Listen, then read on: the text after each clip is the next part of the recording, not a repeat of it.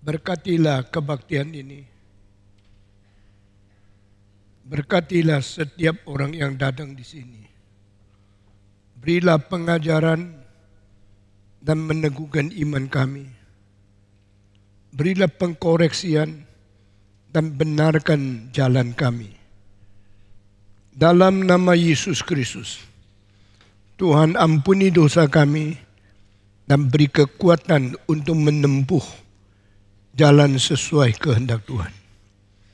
Dalam nama Yesus Kristus, penebus dan juru selamat kami yang hidup, kami sudah berdoa.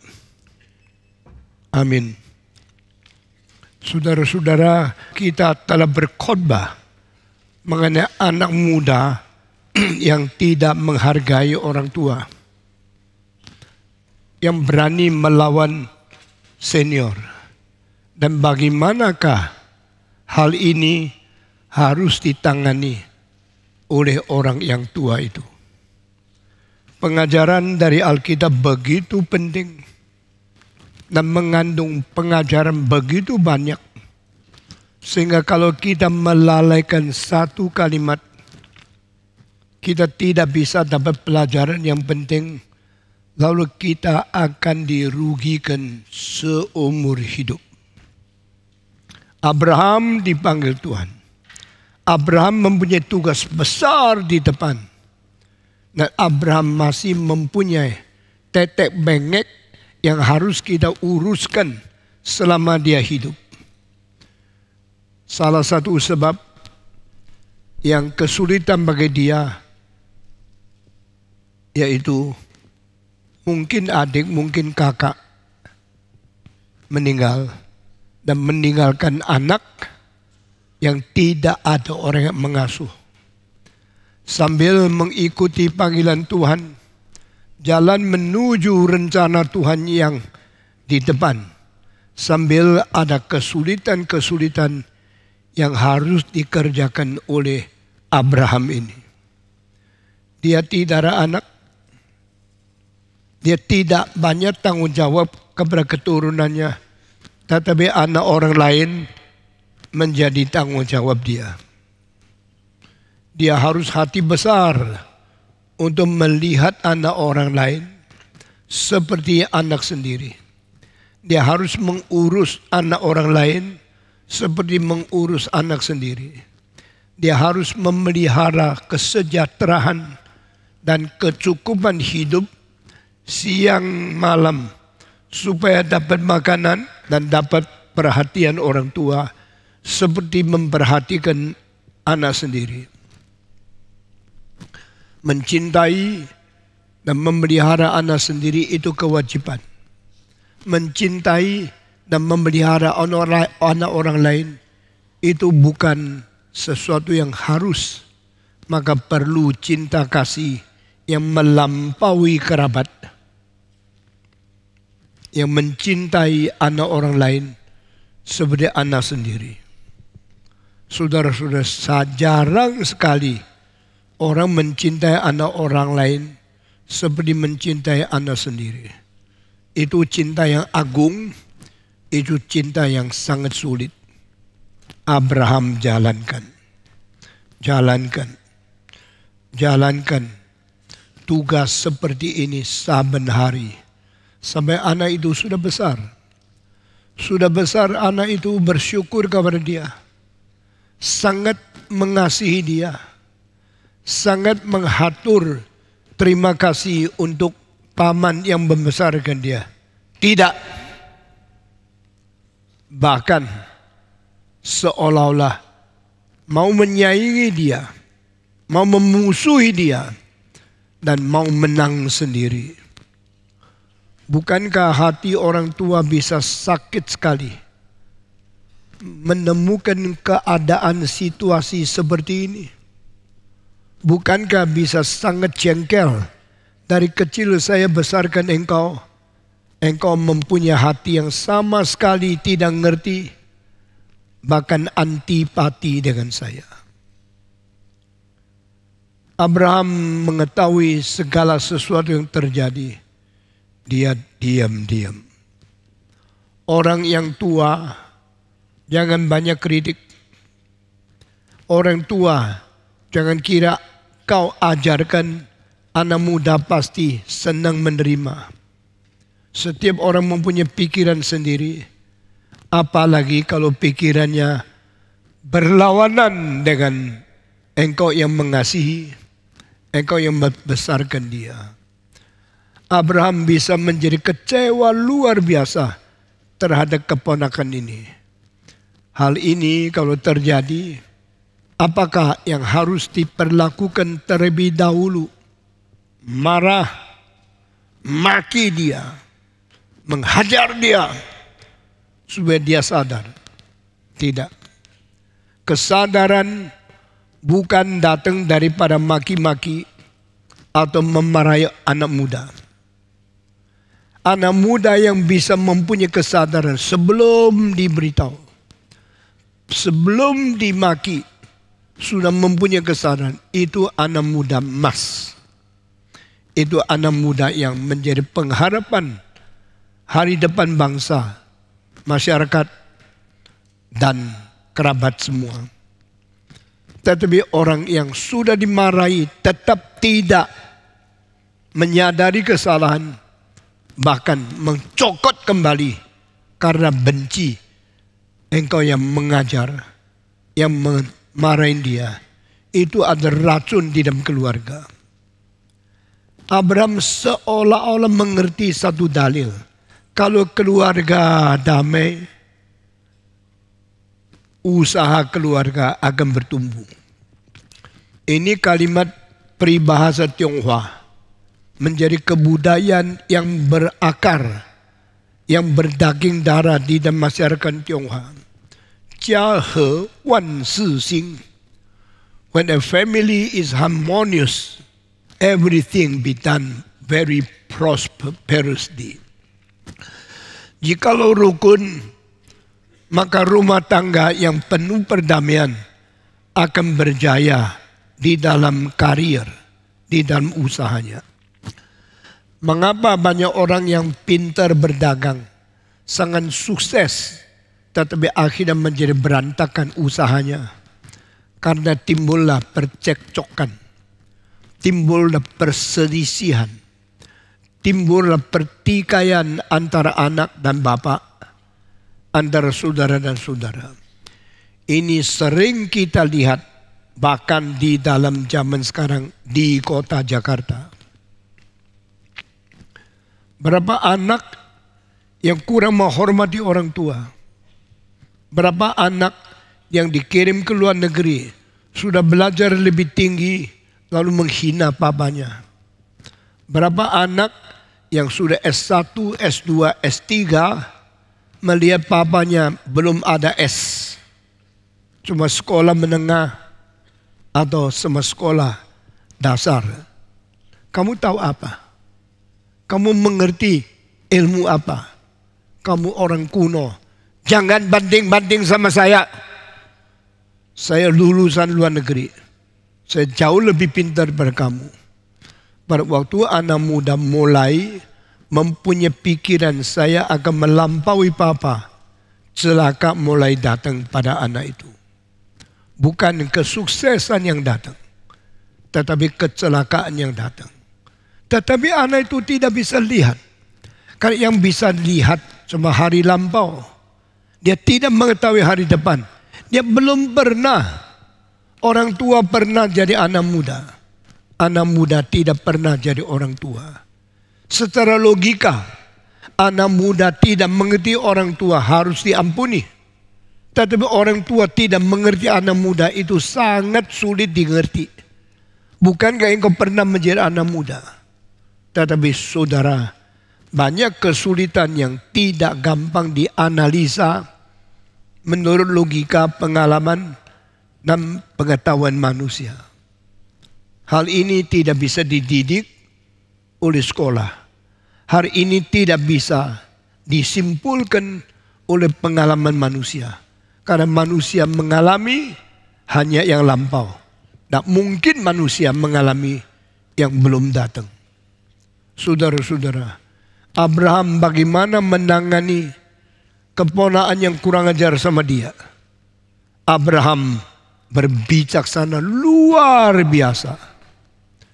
Dia mau cari kesulitan mulai dari mana?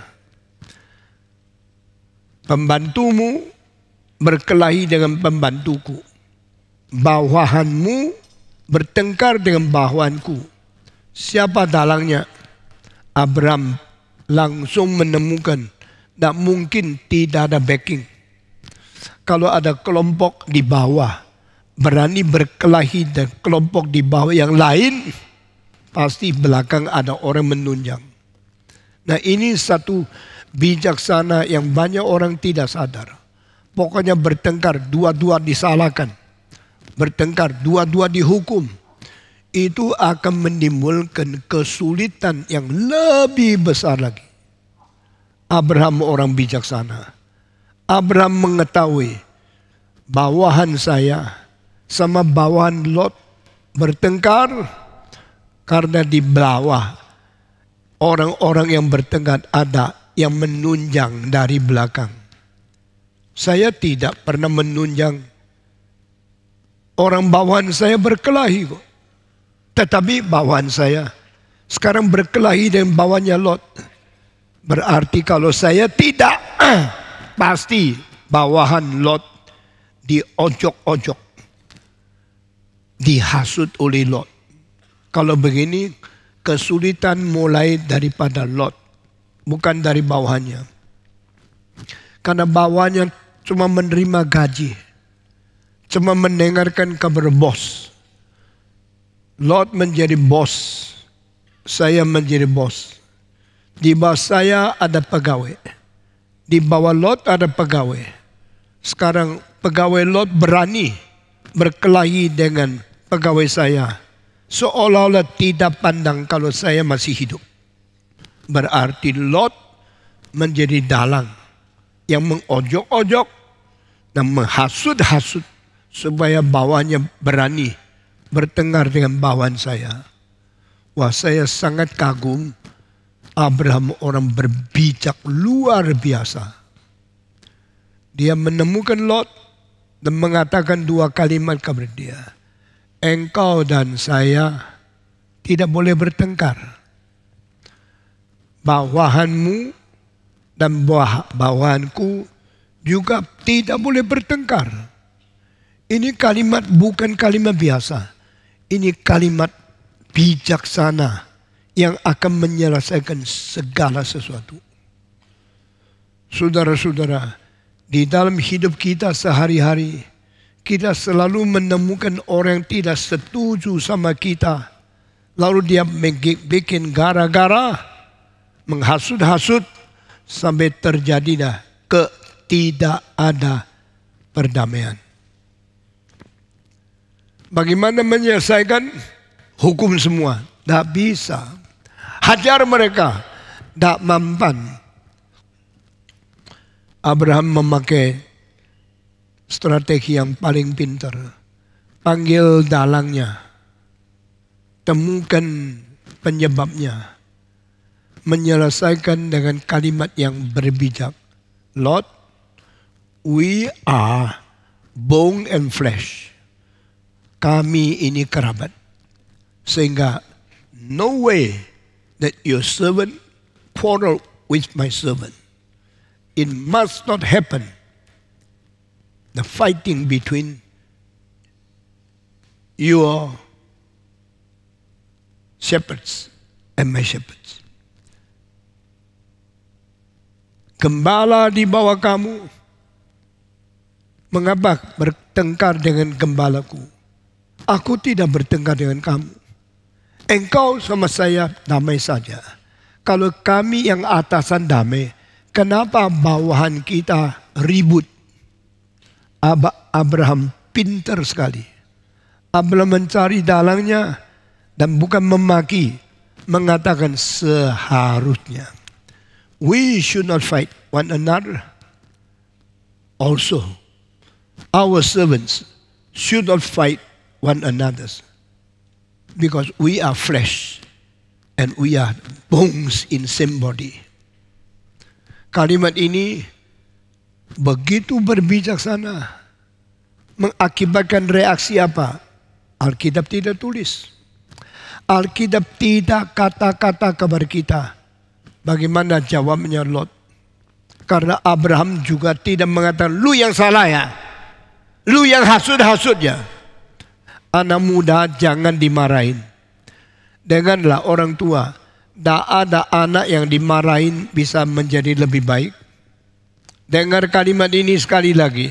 Tak ada anak yang dimarahin terus menjadi baik. Anak-anak kalau sudah dewasa, mempunyai jati diri, mempunyai wibawa sendiri, dimarahin menjadi benci, dimarahin menjadi dendam, dimarahin makin menjadi musuh. Mengapa kita harus menciptakan musuh dari anak kita? Mengapa kita harus menciptakan dendam di tengah-tengah orang yang kita cintai? Yang orang yang kita besarkan sejak kecil. Pegang popoknya, kita bersihkan. Berapa susah dia tidak tahu. Dia cuma tahu kalau sudah ganti popok dia enak. Dia ketawa. Dia tidak tahu apa yang dilakukan oleh orang tua. Tapi sekarang dia berani kurang ajar. Engkau marahin malah menjadi musuh. Berapa anak memusuhi papanya. Bukan papanya tak pernah cinta dia. Karena papa pernah memarahi dia. Orang masih muda kalau tidak dimarahin bisa jadi tidak. Kebanyakan tidak jadi. Tapi anak muda yang dengar marah papa sadar dan berubah. Itu sedikit sekali. Orang muda yang dengar marahnya papa mulai dendam, benci. Lalu cari ke waktu, cari kesempatan untuk melawan papanya. Itu banyak. Kita yang menjadi orang tua kebanyakan kurang mengerti.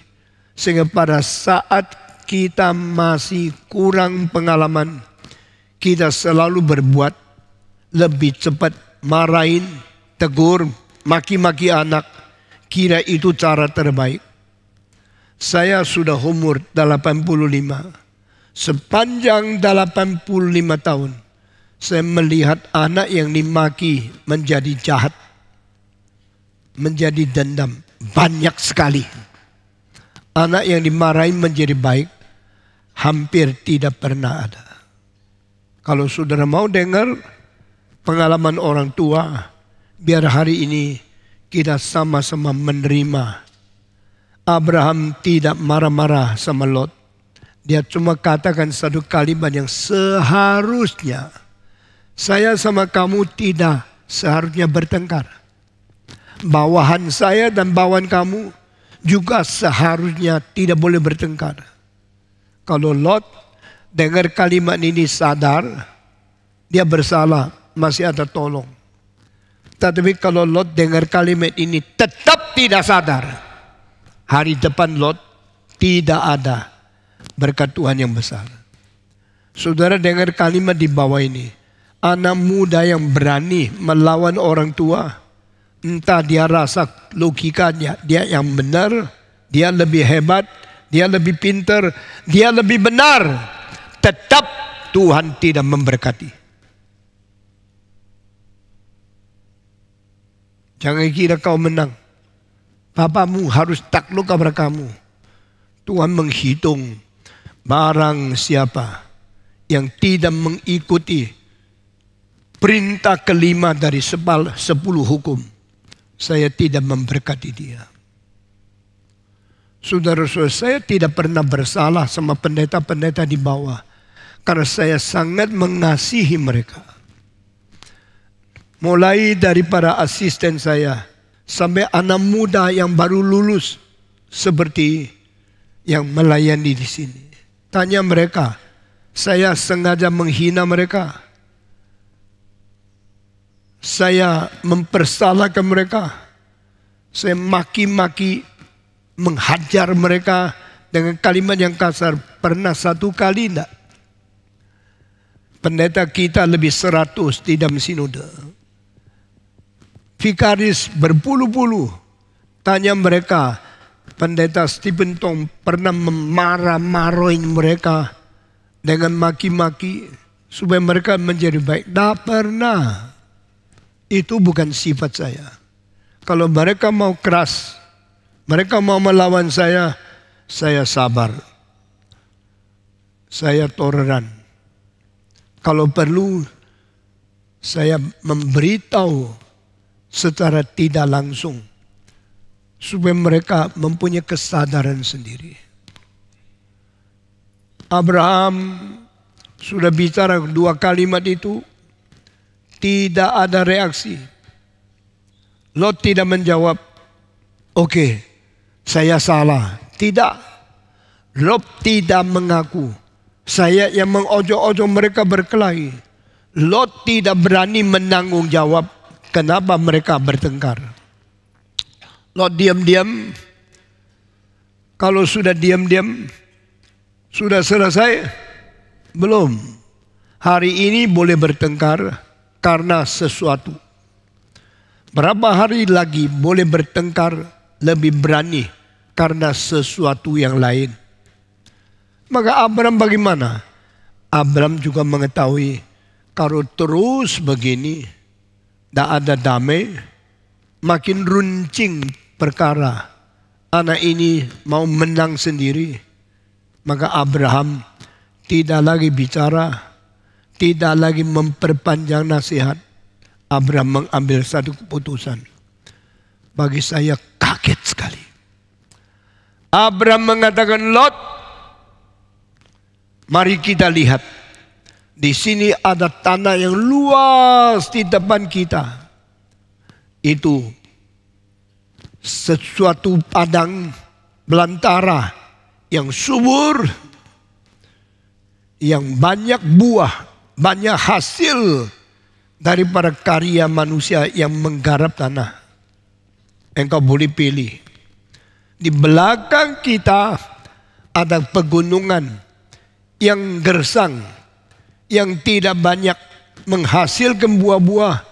Pegunungan yang pandangannya indah, tapi hasilnya tidak ada. Before us, very fertile land, very fruitful result. If you plant it, you do your farmer work, you will get a long of fruitful. Buah yang besar, hasil yang banyak, mungkin didapatkan melalui engkau. Silakan garap. Belakang ini so not fertile, but so dry land, so difficult. Ini pegunungan yang susah, yang tandus, yang gersang, yang susah bertumbuh. Sekarang Lot, dengar pamanmu. Saya memberikan engkau kesempatan, silakan pilih. Wah, ini hati terlalu besar, terlalu berani, terlalu bersifat mengkorbankan diri. Lot, kalau you mau tanah yang subur, silakan ambil. Saya undur ke tempat yang gersang. Lot, kalau you lihat tanah yang begitu berhasil, begitu banyak buah, tanah yang gampang garap, silakan ambil. Saya mengalah. Kalau engkau ambil ini, saya ke belakang. Kalau engkau ambil yang di gunung, saya ke depan. Silakan pilih, Lot. You mendapatkan kesempatan. Saya mau tanya, kalau engkau diperlakukan oleh orang tua, diberikan kesempatan dan boleh pilih semaunya sendiri, yang sisa baru orang tua ambil. Engkau sampai hatinya, berani pilih yang baik untuk sendiri. Biar orang tua yang menyiksa diri, menderita kesulitan. Saya percaya anak muda yang hati nuraninya baik, tidak berani sembarang mengambil keputusan untuk hanya menguntungkan diri saja. Tetapi Setelah Abraham memberikan kesempatan untuk Lot memilih, tidak sangka Lot tega mengatakan, oke, saya pilih yang baik, saya pilih yang subur, saya pilih yang tanah yang berhasil banyak. You silakan pergi ke tempat yang gersang. Hati anak muda kadang-kadang persis seperti ini. Mengapa saya harus dapat yang gersang? Mengapa saya harus di tempat yang sulit? Saya anak muda, hari depan banyak. Saya juga punya anak. Saya punya hari depan yang saya ingin menjadi sukses, menjadi kaya, menjadi subur. Tahu tidak? Saya anak muda. Saya punya hari depan. Engkau kan sudah tua. Engkau sudah tua, tidak ada hari depan. Hari depanmu adalah kuburan. Hari depanmu adalah masa tua yang tidak mungkin berhasil. Bekerja mati-matian pun tidak berhasil. Karena engkau sudah tidak mempunyai otot, tidak mempunyai daging, tidak mempunyai kekuatan. Oh Abraham, you are old man. You should understand, you are old already. There's no future for you. The future is for me. The future is mine, not yours.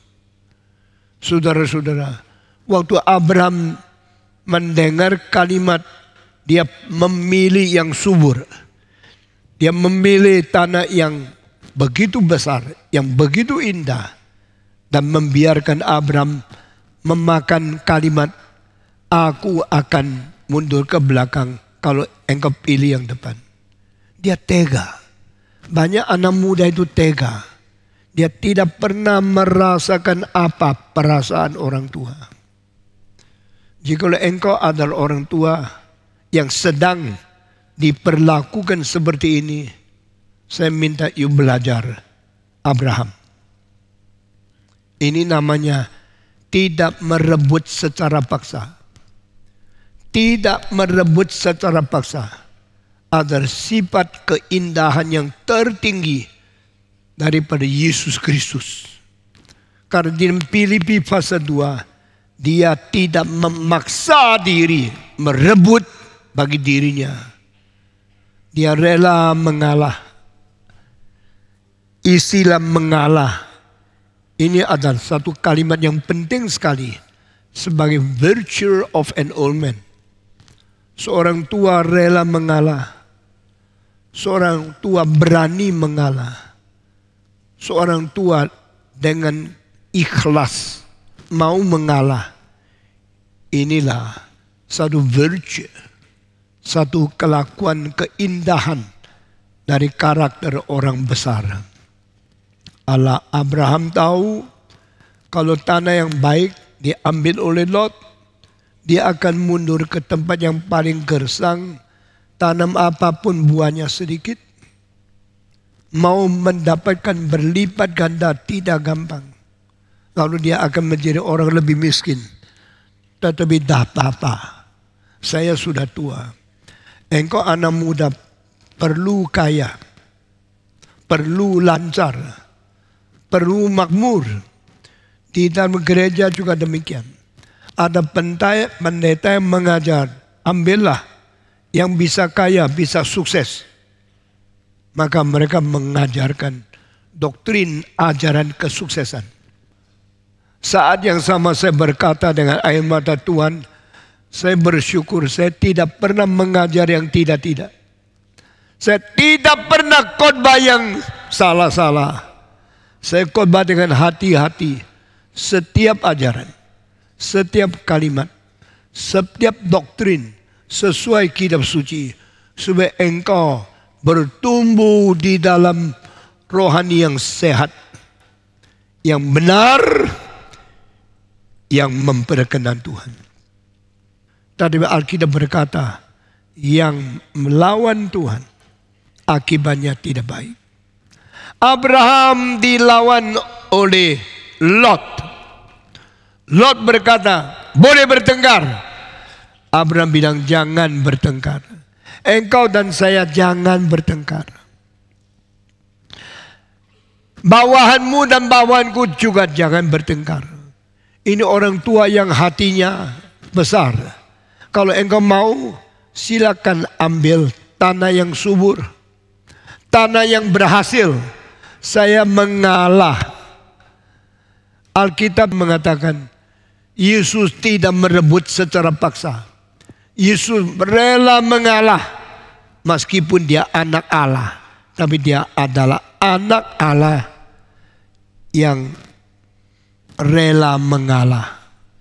Di dalam pekerjaan Tuhan, perhatikan, jadi pendeta kah, jadi tua-tua kah, jadi majelis kah, jadi ketua sinoda, jangan ingin merebut kuasa, jangan ini memaksa menang, jangan ingin mendapatkan kedudukan yang tinggi untuk dirimu sendiri.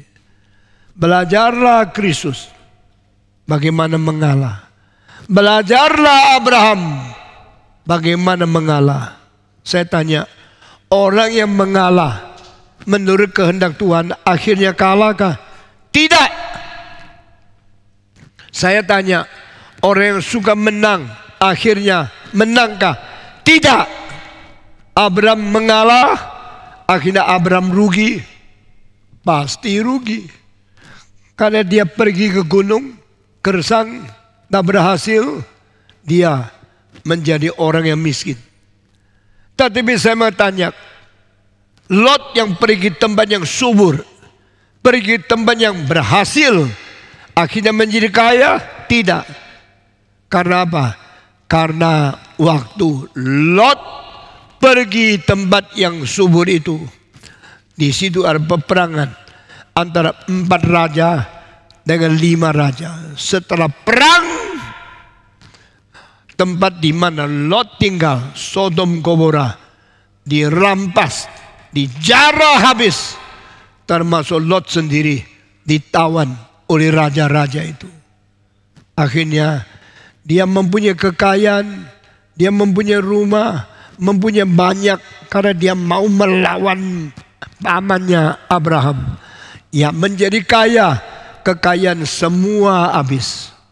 Semua hilang karena dia tidak diberkati oleh Tuhan. Anak-anak muda, engkau berani melawan orang tuamu, melawan pamanmu, melawan atasanmu, engkau kira engkau pasti diberkati Tuhan. Engkau kira engkau pasti kaya raya, engkau kira engkau menjadi konglomerat. Saya kasih tahu sama kamu, jikalau engkau meninggalkan kehendak Tuhan, akhirnya engkau jadi miskin, kurang, tidak ada apa-apa. Saya dari kecil miskin sekali. Saya umur 14 tidak pernah ambil uang 1 rupiah dari papa mamaku. Saya bekerja berat sampai sekarang. Dari miskin saya diberkati Tuhan, bangun gedung gereja besar seperti ini. Yang merebut secara paksa akhirnya sama sekali hilang. Yang mengalah seperti Abraham akhirnya dipelihara oleh Tuhan. Pada waktu Abraham dikurang ajari, waktu Abraham tua, dia mendengar kalimat, Abraham, keponakanmu itu namanya Lot. Iya, saya tahu. Bagaimana? Sekarang cilaka, dia dirampas, hartanya, seluruh kekayaannya habis. Dia sendiri ditangkap oleh raja-raja yang perang di dalam dekat Sodom Gomora. Di mana sih? Dia sekarang mungkin di penjara. Dia mungkin dianiaya oleh raja-raja. Abraham, apakah dia mengatakan, oh Tuhan, syukurlah namamu. Anak itu kurang ajar, sekarang dihajar oleh Tuhan. Sekarang dipenjarakan. Syukurlah, dia baru tahu dia salah. Tidak. Abraham mengatakan, tidak boleh keponanku ditangkap. Tidak boleh keponanku dirampas. Peranglah dan bawa dia pulang. Abraham hatinya baik sekali. Orang lain tidak baik sama dia, dia tetap baik sama orang lain. Orang lain benci dia, bertengkar dengan dia, dia tetap melindungi, tetap mencintai. Abraham berkata, hei, bawahanku laskar 318. Abraham mempunyai ajudannya, mempunyai pembelanya 318 laskar. Pergilah berperang dengan raja-raja. Waktu seorang berani utus pegawainya pergi perang sama raja. Ini Abraham. Dia berani sekali, dia besar sekali. Perang bawahan sama bawahan, tak perlu. Kita orang sendiri, jangan bertengkar. Tapi musuh, mari kita perang dengan dia. Kenapa pegawai Abraham tak boleh bertengkar dengan pegawainya Lot? Tetapi waktu Lot ditawan, Abraham minta bawahannya meringkus, perang dengan raja-raja, kembalikan Lot.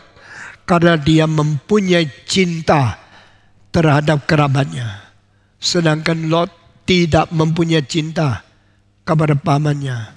Inilah perbedaan orang besar hatinya sama anak muda yang kurang ajar. Hati tidak menghormati orang tua.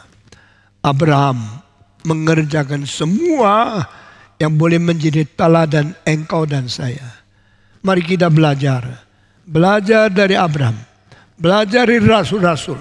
Belajar daripada bapak gereja. Juga belajar dari pendetamu. Saya tidak pernah mau melawan orang lain. Saya tidak pernah mau membela diri. Saya tidak pernah mau berperang dengan rekan-rekan. Banyak pendeta yang benci saya, yang merusak nama saya, yang mau menghancurkan saya. Saya tidak berebut dan tidak memaksa mereka. Karena Tuhan yang menjadi pengantara, menjadi yang membalas dan yang memberkati manusia. Saudara-saudara, tentang Abraham masih ada 1-2 kali saya akan khotbahkan dari mimbar ini, sehingga kita mengerti siapakah orang agung, siapakah orang berrohani baik, siapakah orang akhirnya akan diberkati oleh Tuhan. Lihat satu orang, jangan lihat tengah-tengah, lihat titik akhirnya. Alkitab berkata, lihatlah titik akhir. Engkau mengetahui Tuhan memberkati atau tidak. Akhirnya Tuhan memimpin sampai titiknya bagaimana. Kiranya Tuhan memberkati kita hari ini. Semua mendapatkan pengajaran dan belajar seperti Abraham. Berjiwa yang agung, jiwa yang besar, mencintai musuh, bahkan menolong musuh di dalam kesulitan. Kiranya Tuhan memberkati kita masing-masing. Mari kita bersama-sama tunduk kepala, masuk di dalam doa. Saya minta pendeta Iwan Kristiano naik ke atas, memimpin kita berdoa bersama-sama di hadapan Tuhan. Mari kita berdoa. Bapa di surga, berikan kami kerendahan hati untuk boleh belajar dari senior-senior kami dan bukan bersikap angkuh dan menutup diri kami. Biarlah kami juga boleh terbuka terhadap hikmat Tuhan yang Tuhan sudah berikan kepada para pendahulu kami. Dan juga berikan kami hati yang luas untuk boleh memahami orang-orang yang lebih muda dari kami. Sehingga seperti Abraham kami belajar untuk boleh mengasihi mereka. Dan bukan hanya untuk mengkritik mereka, tetapi boleh mendampingi mereka untuk melihat kehendak Tuhan. Pada waktu kami menghadapi kesulitan, beri kami hati yang besar, bahkan untuk mengalah, karena kami percaya bahwa segala sesuatu ada di dalam Tuhan, dan berkat Tuhan adalah kuncinya, bukan kemenangan secara sementara dari manusia. Terima kasih untuk firman yang kami terima hari ini. Dalam nama Tuhan Yesus kami berdoa. Amin. Mari kita